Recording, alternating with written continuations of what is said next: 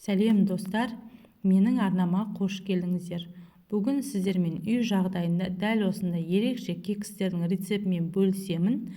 Ерекше деуімнің себебі бұл кекстер кеседе дайындалады және де дайындалу барысында кеселерімізге ешқандай зақым келмейді. Олай болса, кекстерімізді бірге дайындап көрейік. Таза ыдысқа жұмыртқа, шым тұз және шекерді аз-аздан сала отырып, толықтай ерігенше венчикпен дәл осылай араластырып алыңыздар. Оның үстінен айран және де қаймақ, сұйық майды қосып, тағы да бір араластырып алыңыздар. Кез келген айран және кез келген 20-25% қаймақ түрі жарайды.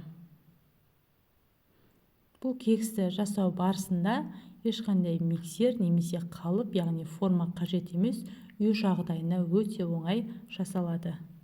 Міне, толықтай араластырып алдық. Біздің сұйықтығымыз дайын.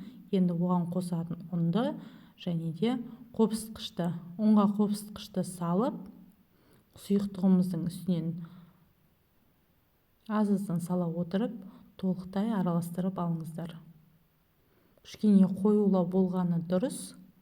Сол уақытта біздің кеселерімізге, яғни піскен кекстеріміз жабысып қалмайды. Міне, біздің қамырымыз да дайын. Сіздер де міндетті түрде жасап көріңіздер. Ұнаған болса, комментарий қалдыруды ұмытпаңыздар. Енді кекстің асты жабысып қалмау үшін сұйық маймен дәл осылай майлап алғандарыңыз дұрыс. Енді кесені жартылай, яғни кесенің жартысына дейін салып алыңыздар. Яғни сұйықтығымызды, қамырымызды дәл осылай жартысына дейін салып алғандарыңыз дұрыс. Достар, сіздер менің арнама тіркелмеген болсаңыздар, міндетті түрде тіркеліңіздер және де менің каналымның дамуы үшін лайк басып, комментарий қалдыруды да ұмытпаңыздар.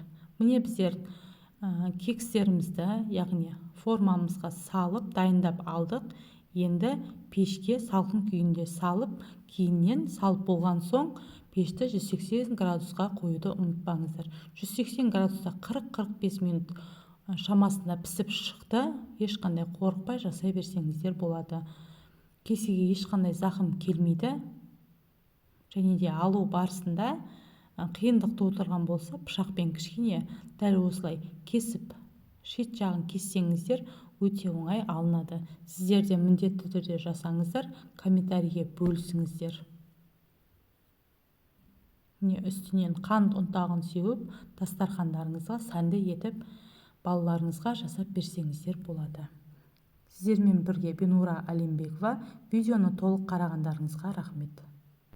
Менің екінші арнам бәрі бар арнасы, сол арнаға да жазылуды ұмытпаңыздар. Және де қандай рецепттерді көргілеріңіз келеді, сол жайында да комментарийға жаздырып қалдырыңыздар. Міндетті түрде оқитын боламын.